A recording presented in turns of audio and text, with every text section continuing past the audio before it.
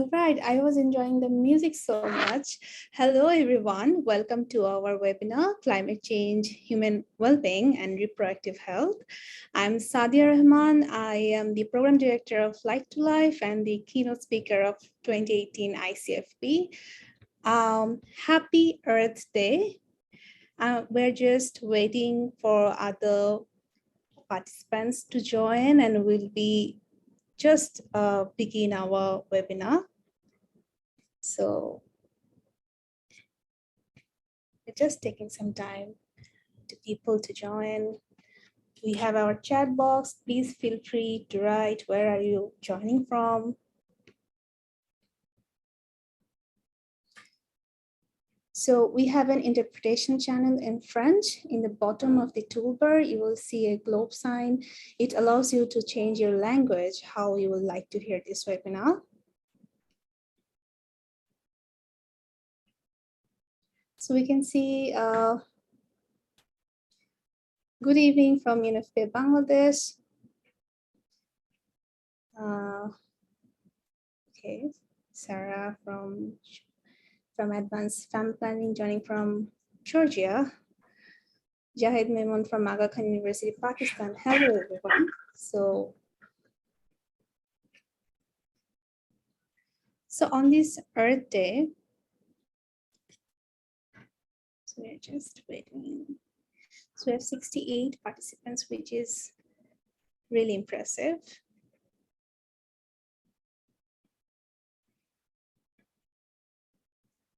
So today is the Earth Day, and we are talking about climate change, human well-being, and reproductive health.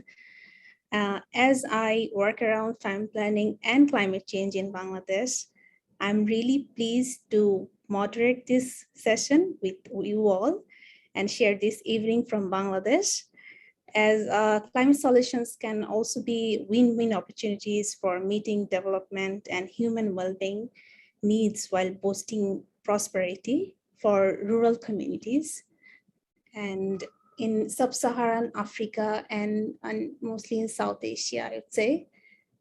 So we have Kristen P. Patterson with us, who will be sharing her. So yeah, we have Kristen P. Patterson from Project Drawdown, who will be sharing innovative quizzes, her presentation, a resourceful presentation with us, and we are featuring this webinar with her. Kristen P. Patterson is an innovative leader focused on finding equitable solutions to global challenges that improve people's lives. As the inaugural director of Drawdown, LIFT, Kristen leads efforts to advance climate solutions that improve human well-being and elevate poverty in low and middle income countries. And Project Drawdown is a nonprofit organization founded in 2014 that seeks to help the world reach drawdown, the future point in time when levels of greenhouse gases in the atmosphere stop climbing and start to steadily decline.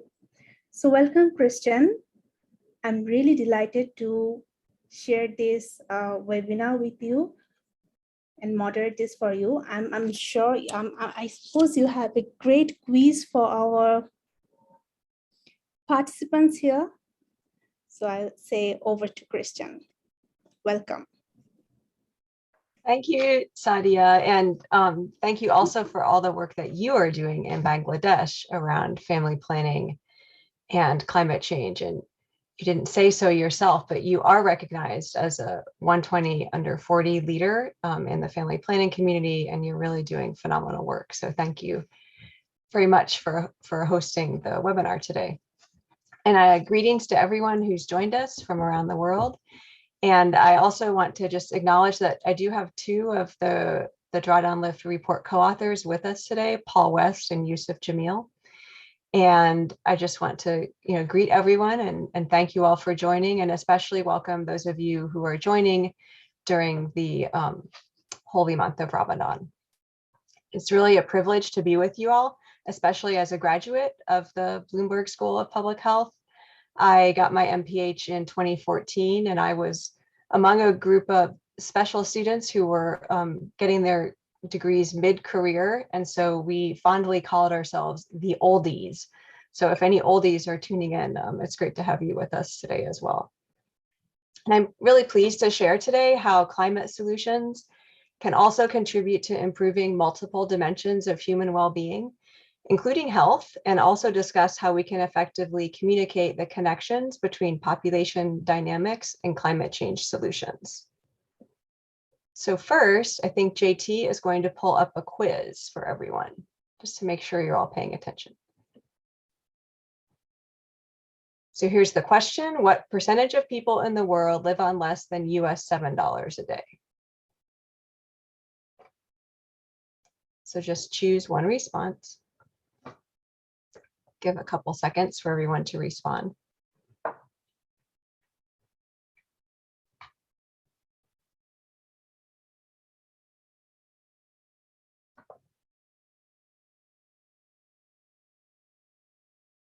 Okay, so I think we can go ahead and close the poll, and it looks like you all were, oh, it's pretty close, but C is the correct answer. So 48%, or about half of the world's 7.9 billion people, live on less than US $7 a day. And while that number might surprise you, it's even more important to also remember that 10% of people in the world are experiencing extreme poverty, which means that they live on yet less than $2 US a day.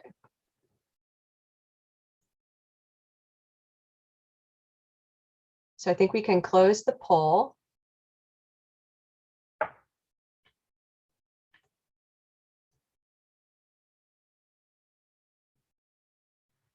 So first, I thought I'd start by sharing a little bit about Project Drawdown. As Sadia said, we're a US-based nonprofit. We started in 2014, and we have a best-selling book called Drawdown, and also a follow-up document called the Drawdown Review that was released in 2020. And since releasing those, we've really become a leading resource for climate solutions around the world. And our mission now is more important than ever, I would say. I imagine that many of you have followed the release of the recent round of IPCC reports, which call for us to reduce emissions even more urgently while supporting countries to develop sustainably and equitably, especially in places that are least responsible for and hit the hardest by climate impacts. You may be wondering, though, if you're not that tuned into climate work, what is drawdown exactly? So drawdown refers to the future point in time when greenhouse gases in the atmosphere stop climbing and start to steadily decline. Drawdown solutions are solutions that are currently available, financially viable, have proven potential to reduce greenhouse gases in the atmosphere, and include sufficient data available to model. Drawdown's 80+ climate solutions include a range of ways to address climate change, from reducing food waste, to shifting to clean energy, to securing land tenure for Indigenous peoples. The solutions are interconnected, and we need all of them to reach drawdown. In addition, climate solutions can advance social and economic equity in ways that address, rather than deepen, systemic injustices, center gender equality, and contribute to alleviating poverty. So how do we achieve drawdown together? We can start by reducing the sources of greenhouse gases by shifting electricity production, increasing energy efficiency, and shifting diets. In addition to reducing sources, we can support and enhance the natural sinks of carbon dioxide found in nature by improving agricultural practices and protecting and restoring ecosystems. Finally, we can address inequities in society and achieve broader transformations through people-centered solutions, like meeting everyone's family planning needs in a voluntary, rights-based manner and ensuring access to high-quality universal education. Taken together, these are the three connected areas of the drawdown framework for climate solutions that we must pursue individually and globally. So Drawdown Lift launched in January 2021, and we focus on deepening understanding of the links between climate solutions and poverty alleviation by collaboratively identifying, promoting, and advancing solutions designed to catalyze positive change. Equity and gender are key focuses of Drawdown Lift's work. In low and middle income countries, addressing climate change and improving the well-being of people experiencing poverty must occur simultaneously. People living in extreme poverty, particularly women and children, are more vulnerable to natural disasters and commonly live in regions that have been and are projected to be most impacted by climate change. Unfortunately, the co-benefits of addressing climate change for boosting human well-being are commonly overlooked, despite their substantial contributions for livelihoods, health, equity, and the environment. Drawdown Lift recently launched a landmark report, which summarizes the evidence around the human well-being co-benefits of climate mitigation solutions, with a focus on rural communities in Africa and South Asia. Many of Project Drawdown's climate solutions focus on changing practices in high-income countries. For instance, solutions like refrigerant management and high-efficiency heat pumps are most applicable for people living in urban areas or high-income countries. In the report, we honed in on climate solutions that are most applicable for rural, under-resourced communities in Africa and South Asia.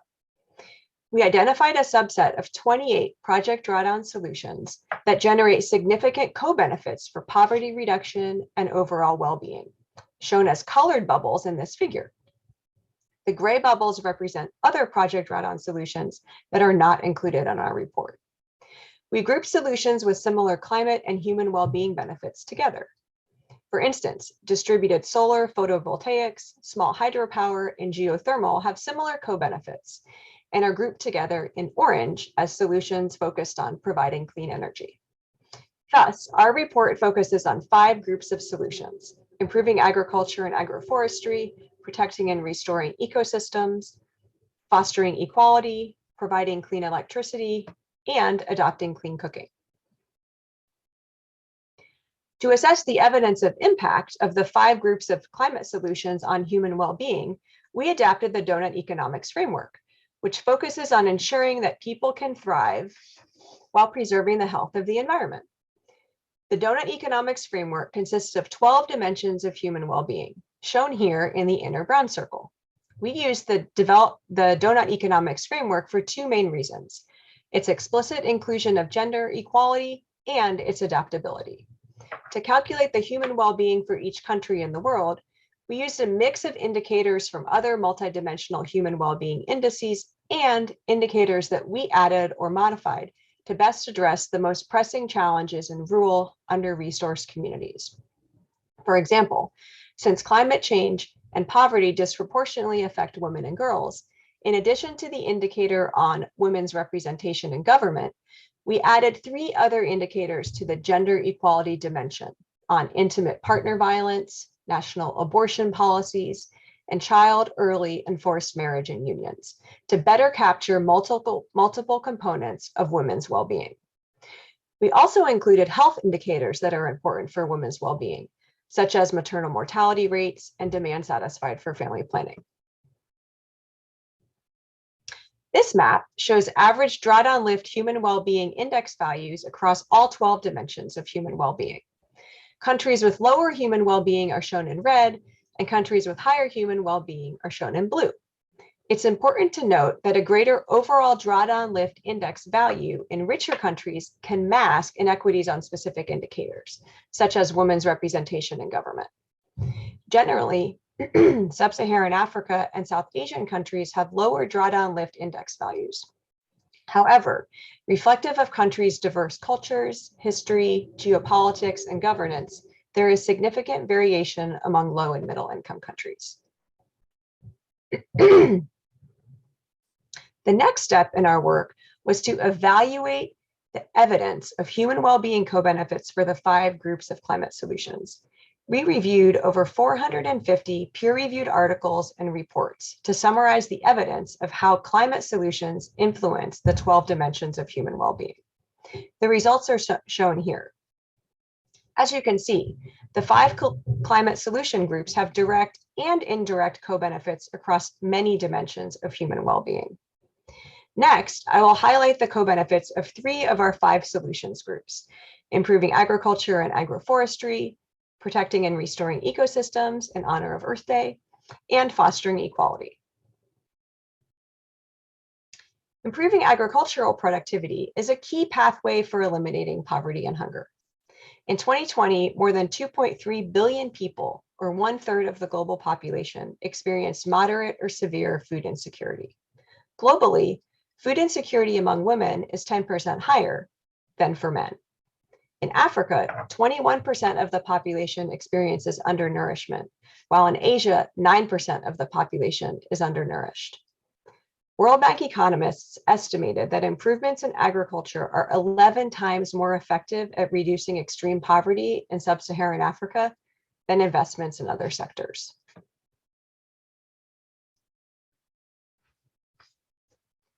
Twelve of Project Drawdown's agriculture and agroforestry related climate solutions have direct co-benefits for human well-being, particularly around food, income and work, water and sanitation, as well as several indirect co-benefits around networks, education, energy, housing, health, and gender equality. For example, agroforestry and diverse cropping systems both build up soil organic matter, which can lead to higher yield and thus boost food security and/or increase income, and provide a buffer against extreme heat, since the increased organic matter can store more water. Given that today is Earth Day, I want to recognize that globally, more than 1 billion people depend on nature to meet their basic needs for housing, water, and fuel, as well as their primary source of income. Indigenous peoples rely heavily on natural ecosystems and play a central role in conserving them, as they manage or have tenure on 25% of the world's land, and 40% of that land overlaps with protected areas or intact ecosystems. Habitat destruction and degradation, largely in the tropics, accounts for 11% of global emissions and reduces nature's many benefits to people. In addition, consumption in high-income countries drives appropriation of natural resources from low and middle income countries with negative consequences for protecting and sustaining ecosystems, while also fueling inequality. The Protecting and Restoring Ecosystems Solution Group provides substantial direct co-benefits for the human well-being dimensions of income and work, food, water and sanitation, and health. Secure land tenure is one component of the Protecting and Restoring Ecosystems Solution Group. Women farmers make up around 40% of the agricultural labor force in low and middle income countries, and yet 85% of women lack the right to own land. Achieving the direct and indirect co-benefits of land ownership is closely linked to land tenure. Secure land tenure increases the probability that farmers will adopt sustainable land use practices and better ecological outcomes, which leads to improved food security. And tenure security is more important than a particular type of land tenure. There is evidence that women's secure land tenure can lead to all of the points shown here, including more income and changes in how household income is used, reduced gender-based violence, and increased women's agency. Another climate solution group is fostering equality, which many of you are very familiar with. It encompasses the health and education solution, which includes voluntary rights-based family planning and universal education. In sub-Saharan Africa, about 30%, or about 100 million children and adolescents, do not attend primary or secondary school, while in South Asia, about 20%, or 93 million of children don't attend school. Just imagine for a moment if 2 or 3 of your children's 10 closest friends were not in school. 3/4 of children who never enter primary school are girls from rural, under-resourced communities.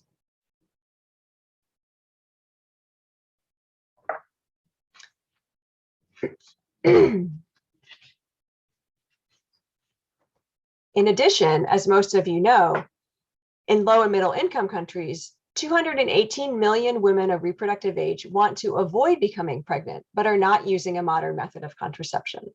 And as UNFPA made powerfully clear in this year's State of the World Population Report, globally, 121 million unintended pregnancies per year take place, quote, in the bodies of women who did not choose pregnancy or motherhood, who were not planning to have a child at that time with that partner in those circumstances.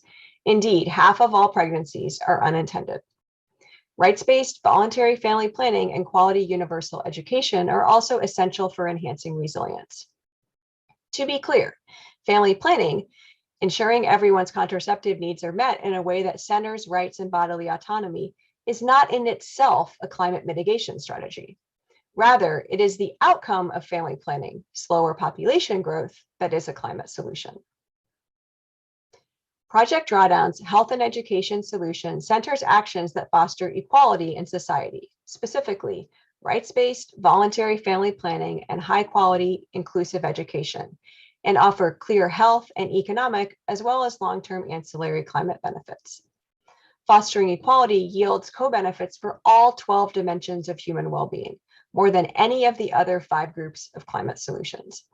This solution generates substantial direct benefits for health, education, income and work, food, and gender equality.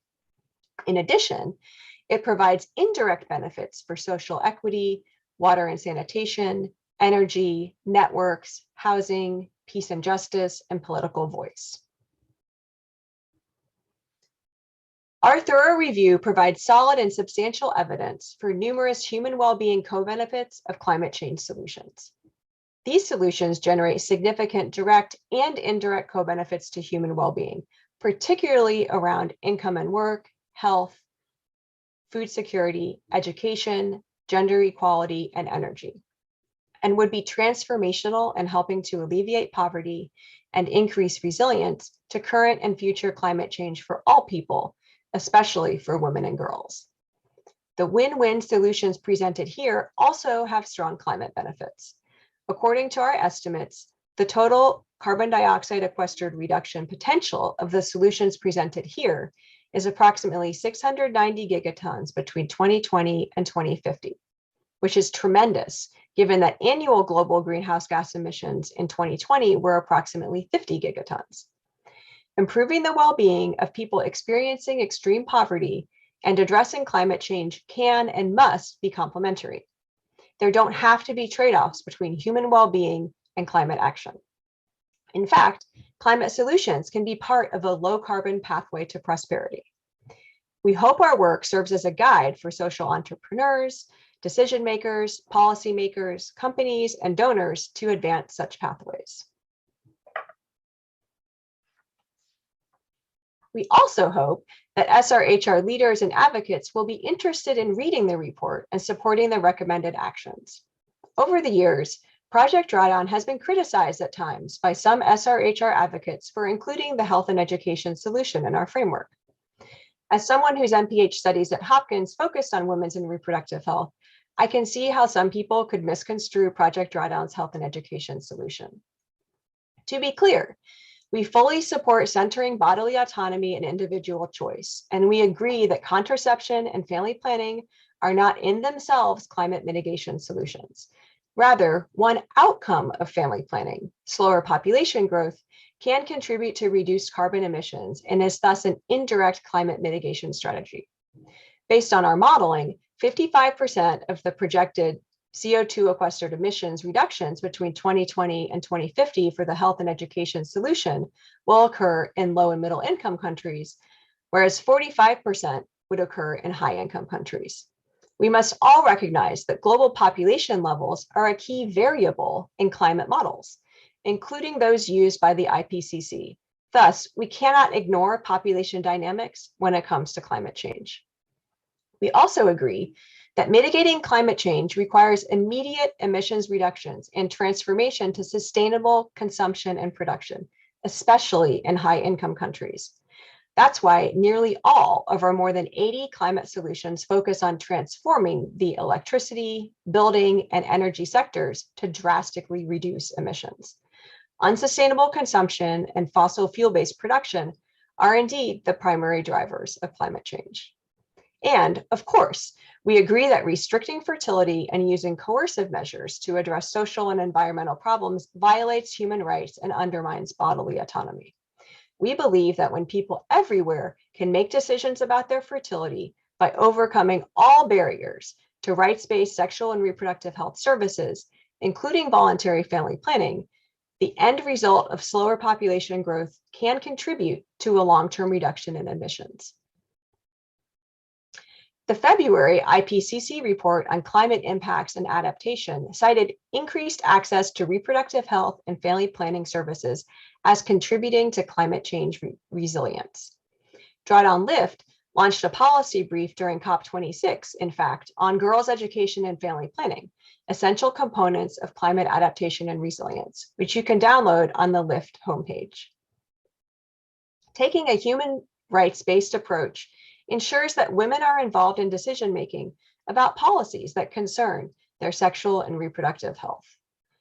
Developing a deeper understanding about the foundational role of family planning in advancing SRHR and gender justice benefits women, as does gaining a deeper understanding of the role of population dynamics in climate science. Leaders in the multi-sectoral development community are eager to help foster an open dialogue among SRHR advocates about family planning and climate. Given the significant evidence illustrating how family planning can serve as a climate adaptation and mitigation response, it is strategic to advocate for including family planning and multi-sectoral approaches to climate solutions in order to broaden funding streams for and support of family planning, which I know we can all get behind. Finally, if you'd like to learn more and take action on climate moving forward in honor of Earth Day, I invite you to check out Project Drawdown's Climate Solutions 101 video series, the world's first major educational effort focused solely on climate solutions. Rather than rehashing well-known climate challenges, the series focuses on climate actions based on Project Drawdown's rigorous scientific research and analysis. It's a free 6-part series focused on actions that we can all take as individuals and things that we can advocate for at the policy level. I will try to play the video now and hope that it will work. Our water, our food, our air, our health, our security, our economy are all connected to what happens to weather and climate. I'm convinced we actually have the solutions and technologies at our fingertips to get going and solve this problem. So that means that there are going to be new people employed in that sector.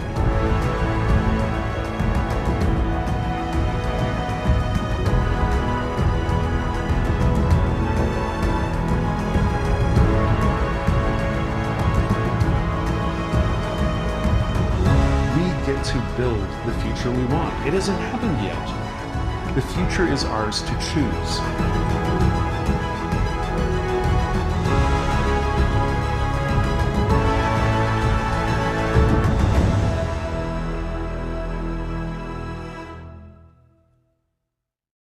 Just to say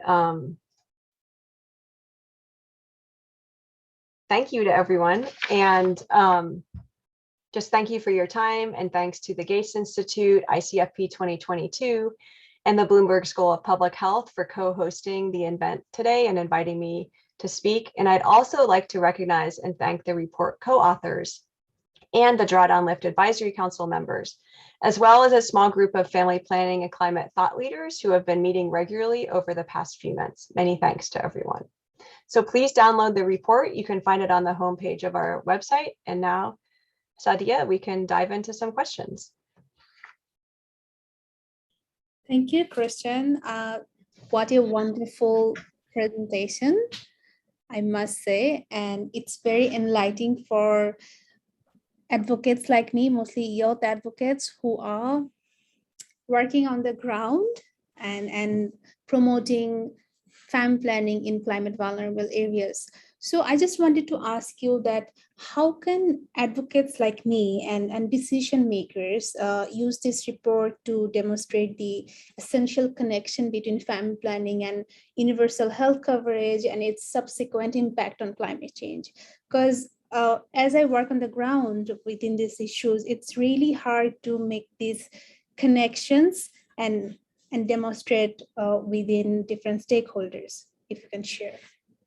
Yeah, that's a great question. Thank you. And I do think the table that I had shared earlier in the presentation that lists the climate solutions with all of the different kind of in descending order of the human well-being co-benefits will be a valuable tool that you can use, and be happy to share that. I mean, I would say of the 12 human well-being dimensions included in the report, two in particular are important for universal healthcare and family planning, which are the two that focus on gender equality and health. And our analysis in the report really provides solid evidence for how the 28 Project Drawdown climate solutions, which are solutions that are already available now, we don't need to do more research on them. We can just start implementing them. The report really shows how they provide substantial co-benefits for health and for gender equality. And so I think all of us on this call would agree that family planning is foundational and should be included as part of universal healthcare. And, more and more governments seem to be recognizing that. And I think in addition, demonstrating that family planning can have long-term positive outcomes for climate is also a reason to further support its inclusion, although it certainly stands on its own as well. Yeah, thank you so much. So yeah, I always say this, that as I march for family planning, that family planning is not about contraceptions always. It's about lifestyle, it's about the choice and autonomy, and it's definitely connected to climate change. So how does the intersection of family planning and climate change affect overall human well-being?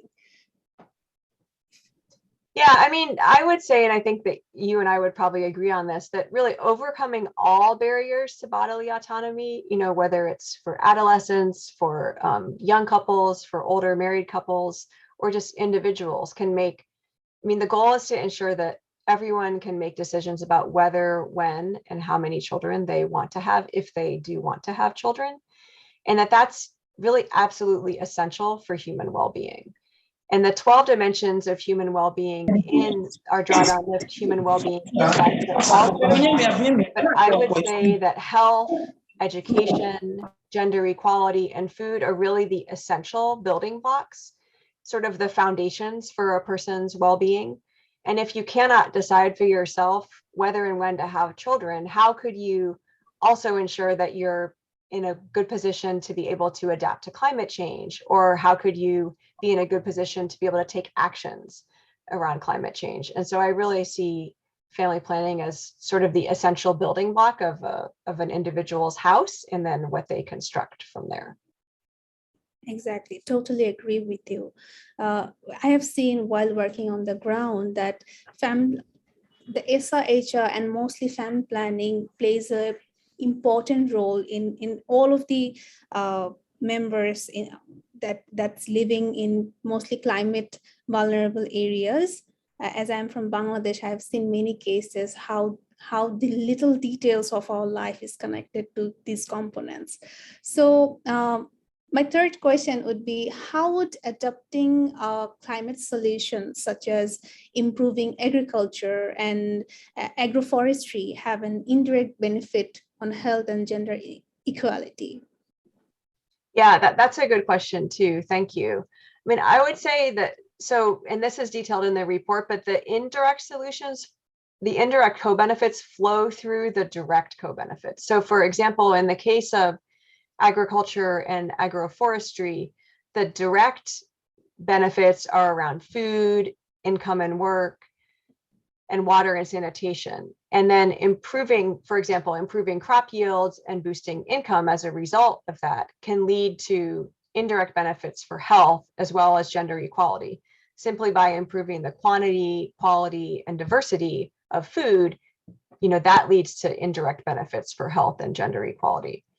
And one example in low and middle income countries that's somewhat of a pervasive problem is food loss after harvest is a key climate solution. And in low and middle income countries, if families were able to reduce the post-harvest food loss, that would ensure that they had more ample food for the rest of the year, and that the food that they've harvested then is available for them until the next harvest.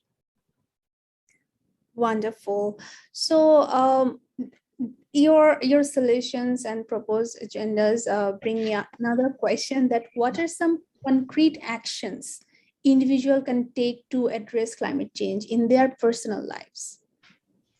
That's a great question, especially today on Earth Day, where I think, people might be more motivated to think like, oh, what can I do the rest of this year to really make a difference? And I would say that, everyone is responsible for reducing their impact on the earth and reducing their emissions, but especially people who live in, high income countries where the emissions are very, very high, such as the United States and Europe, really need to do even more to reduce our emissions. And so some of those actions that people can take are really shifting their diets. It really does matter how much meat you eat, particularly beef, has quite significant negative impacts on climate. And so reducing your beef consumption and reducing your meat consumption overall is really helpful. Changing the way that you use electricity. So one of the goals in the United States is to convert everything to electricity instead of fossil fuel-based energy sources, and ensure that that electricity is clean electricity. So ensure that it's generated by solar power, by wind, by hydroelectric.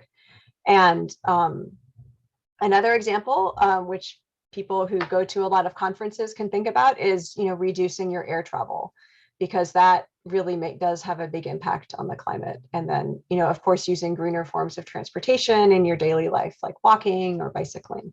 So those are just a few actions that you can take. There are a lot more actions that are listed on our website, and we have a list of all of our 80+ climate solutions that people can review as well on our website. But hopefully that's a couple initial ideas. Thank you so much, Kristen. So we have some questions from our audience.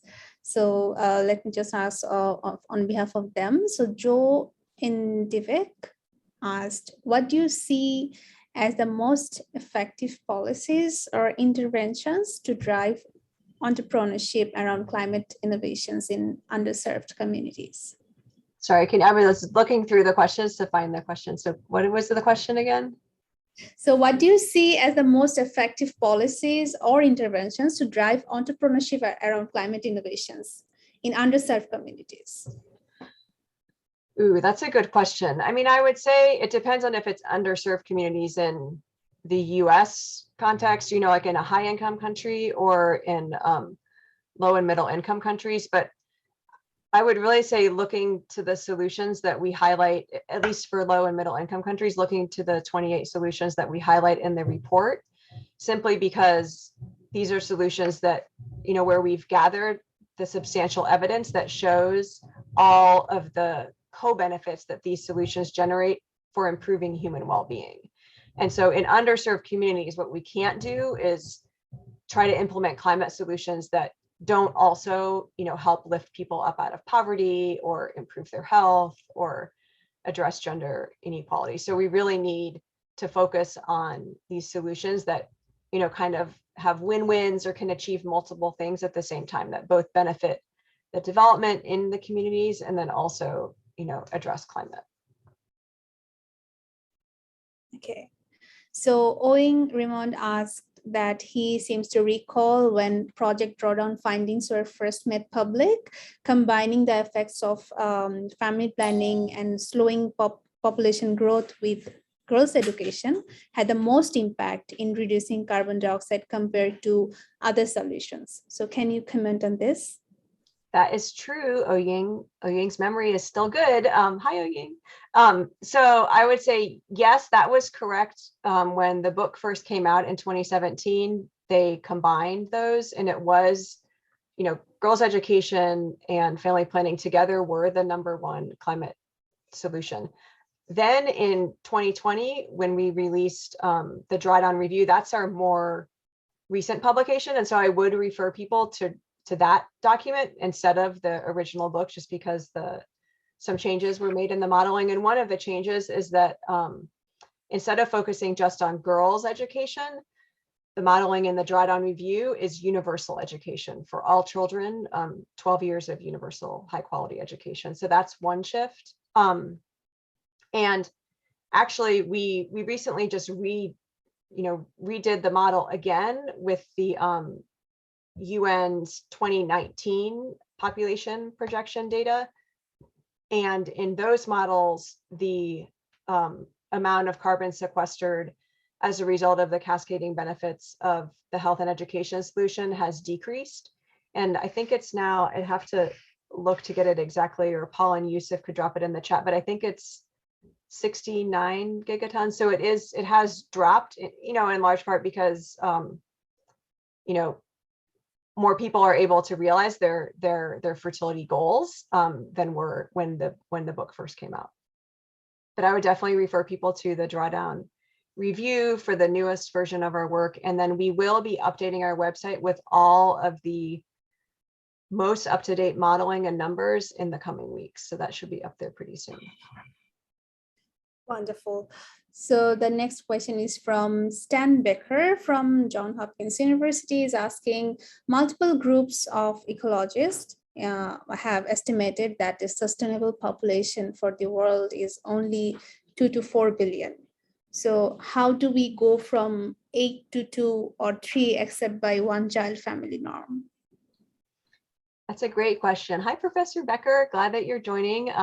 Nice to have you here. And I would say, the only way to do that is to change, to ensure that people can have their desired fertility levels, and desired fertility levels in, most places around the world, as tend to fall over time with rising education and with improved access to not just to reproductive health, but really to all aspects of health. And I would say really to all, frankly, to all 12 of the dimensions of human well-being that are laid out in our report. You really can't have, there aren't going to be huge changes without, kind of raising all aspects of human well-being up.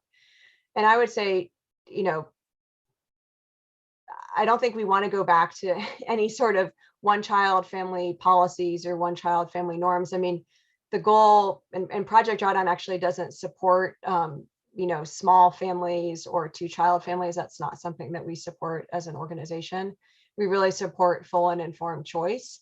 And I think, really UNFPA's report that came out a couple of weeks ago on their State of the World 2022 just showed the continuing magnitude of the problem of unintended pregnancies, with about half of unintended pregnancies, with about half of pregnancies being unintended still around the world. And so I would say, over time, we might find that social norms will continue to change, but it has to be driven by women themselves and by partners themselves, and not by any sort of policies that are top down that encourage people to have smaller families. It's really, cultural shifts change over time. I mean, I was one of 3, my husband was one of 4, and we now have 2 children. So that's just an example of the kind of shifts that change across generations. Exactly. So we have another set of questions from the chat. Thank you for being incredible, active audiences. So Monica Sigliano, sorry, pardon me if I have pronounced this wrong. So Monica is asking, many thanks for your presentation, Kristen. Could you please repeat your finding regarding the breakdown of carbon dioxide reductions from the health and education solutions in low versus middle income countries, and explain that a bit more? Right. So there is a new Project Drawdown policy brief on the health and education solution that came out maybe about a month ago by my colleagues and some external colleagues on the Drawdown solutions team, that I would refer Monica to, because that has a lot more information about the breakdown of the modeling and how it works. And I'd also be happy to chat, to share a lot more, like in an email or something, because I think getting into the modeling breakdown might be a little more than what we want to do in our discussion today. But there is information in that policy brief written by my colleagues in the Drawdown Solutions team. They're the colleagues who are, the ones who are in charge of the modeling. But suffice it to say at a high level that it is not just focused on people in low and middle income countries. It's global. And so it's important to for people to know that and to understand that the breakdown of CO2 reductions comes from both, reducing unintended pregnancies in high income countries as well as low income countries. And of course, as we know, people in high income countries have a lot higher consumption. So obviously reducing on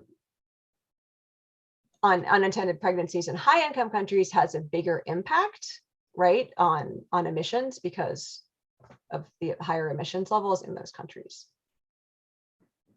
Exactly. So the next question is from Marco Franz.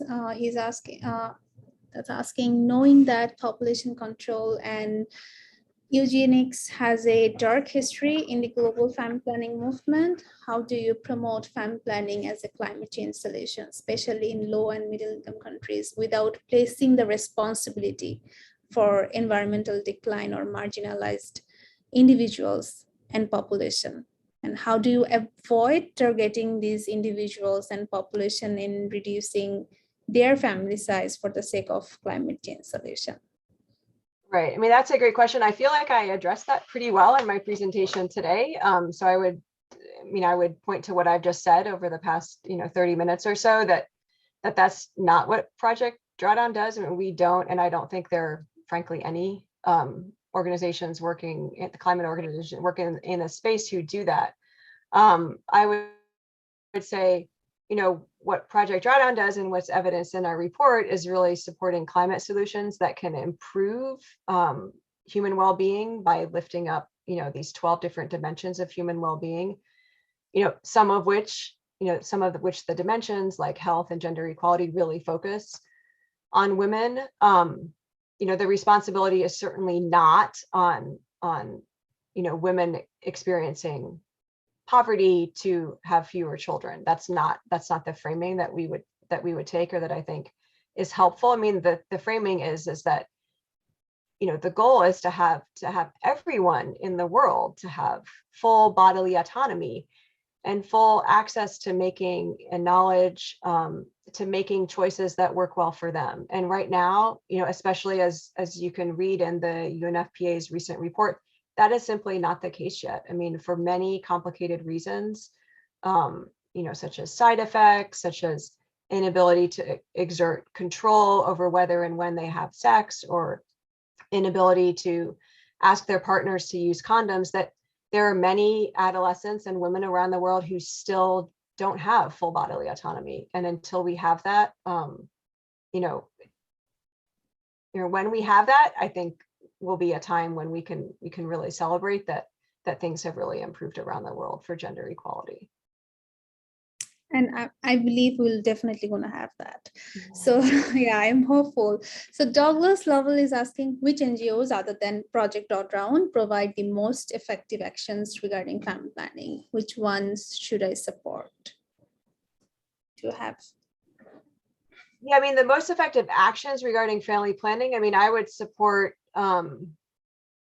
there aren't a lot of other climate organizations that include a focus on health and education as part of their climate solutions, which in some ways is surprising because climate models are based on kind of a newer version of the old I equals PAT equation, that really focus on consumption levels and GDP as well as population levels. And so it's interesting that other climate organizations don't focus on population dynamics at all.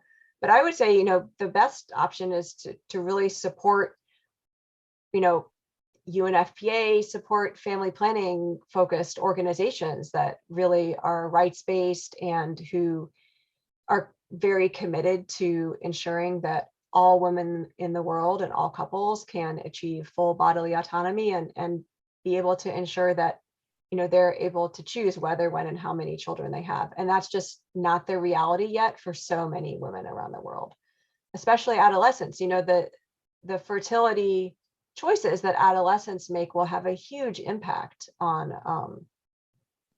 our population trajectory at a global level. But yet a lot of adolescents still don't even have the ability to make the choices that they want. And I know, Sadia, you're very familiar with that in your work, right? Maybe they're making choices, but those choices are not well informed enough.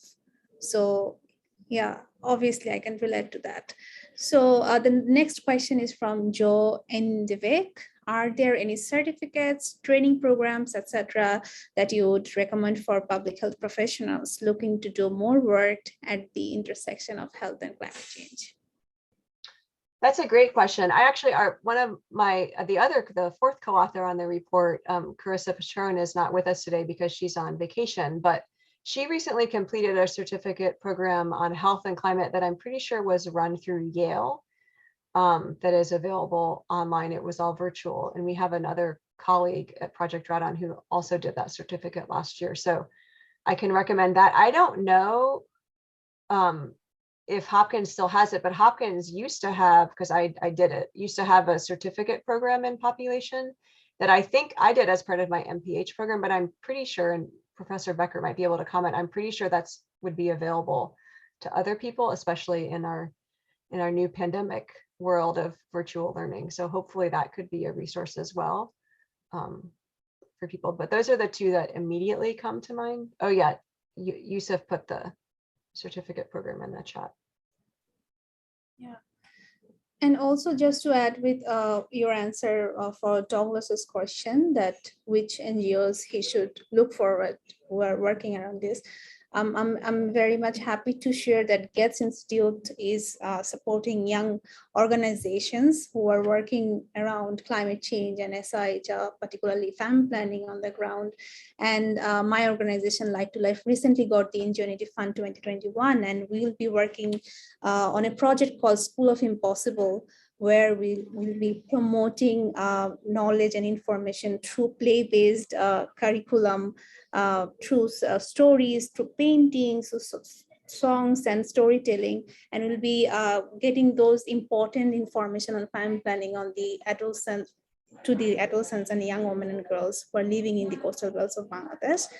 And I would say it's great that you mentioned many recognizable and renowned organizations who are doing great works around the world, but it's important to promote and partner with young youth organizations as well, and making them equal partners, so they can have impactful changes. They can make impactful changes on the ground.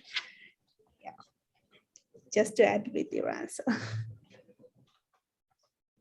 So currently, and I would also say, I mean, I would just give a plug, which, just to support youth-led organizations. There are, I know of a couple that are working in Northern Nigeria.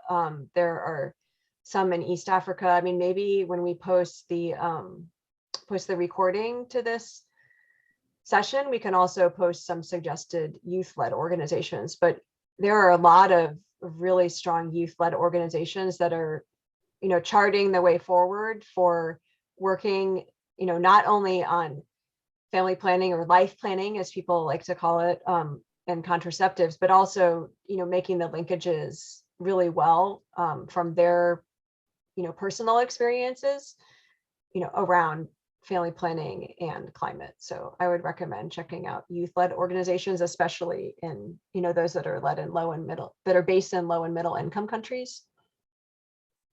Yeah, exactly. Those organizations who are actually youth-led and making efforts on the ground, they need to be recognized and be supported, because they, from my experience, I can say that people in Bangladesh, mostly adolescent girls and young women, doesn't know how climate change is affecting their SIHR or family planning and reproductive health of their own. And there are so many interconnected issues like child marriage, like poverty, and the agriculture is being affected, and food security is being questioned due to the climate change, and it's all connected to SIHR. So it's really important to have everyone on board together, and having young people, mostly youth organizations, as equal partners. So yeah, I think we are done with most of the questions. The audience is incredible, and thank you, Kristen. You did really well, and I myself came to know many things, and I'm sure I will definitely reflect those informations in my work, mostly in the project School of Impossible that I'm doing. So thank you, everyone. who joined us today. Looking forward to hearing more about the intersection of family planning, reproductive health, and the environment at the 2022 ICFP in Thailand this November. So people like Kristen and all on this call, we would like to meet all of you in Thailand. So just go to icfp2022.org to find out more about how you can join us for the 6th International Conference on Family Planning this 14th to 17th November in Patterson. So looking forward to seeing you there.